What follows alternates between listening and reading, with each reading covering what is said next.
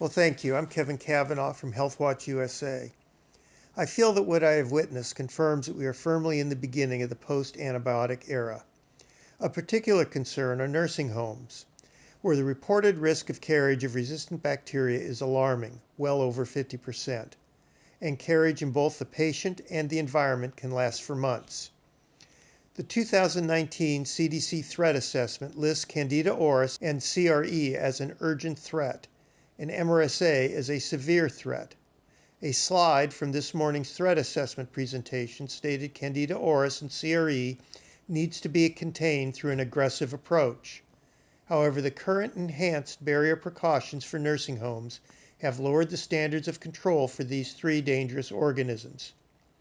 Enhanced barrier precautions do not require a single room and do not require restriction of movement or activity participation in a facility, and gowns are not required for the lowest risk activities.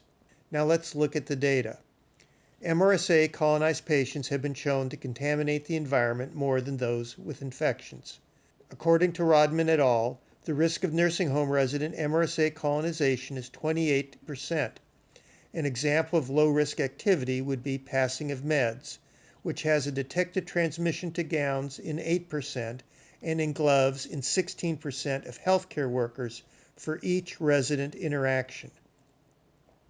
If a healthcare worker who passes meds is taking care of 25 residents, and the average patient receives medications 3 times a day, and 7 of these residents are colonized, then there will be 147 interactions per week with colonized patients.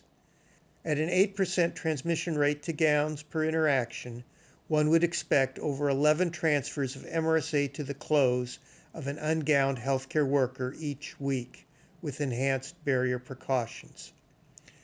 The same calculation for gram-negative bacteria, using the data from Blanco et al., would predict 1 transmission per week. This data also shows how hand hygiene alone will be ineffective in stopping this epidemic. The excuse that residents need to have dignity preserved pales in the reality of the risks inflicted upon visiting grandchildren, whom no nursing home resident would want to infect. And what is the transmission risk when hugging one's grandchild? I bet it is not low.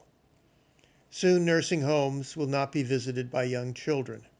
And what is the dignity in that? I feel it is of utmost importance that we have an informed public and patients, and that we protect our healthcare workers.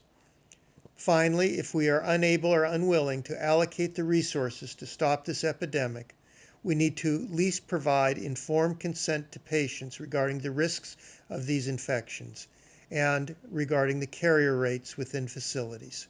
Thank you.